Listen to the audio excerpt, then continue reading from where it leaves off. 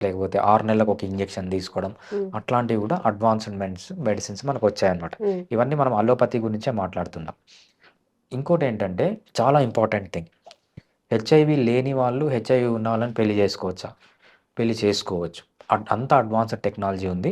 ఒకరి నుంచి ఒకరికి రాదనమాట. సంక్రమించకుండా. పెళ్లి హ్మ్. చేసుకున్నా కూడా రాదనమాట. హ్మ్. అదే విధంగా తల్లికి హెచ్ఐవి ఉంటే బిడ్డకి హెచ్ఐవి వస్తుందా? హ్మ్. అది కూడా రాదనమాట. అంటే వచ్చే ఛాన్స్ తక్కువ. హ్మ్.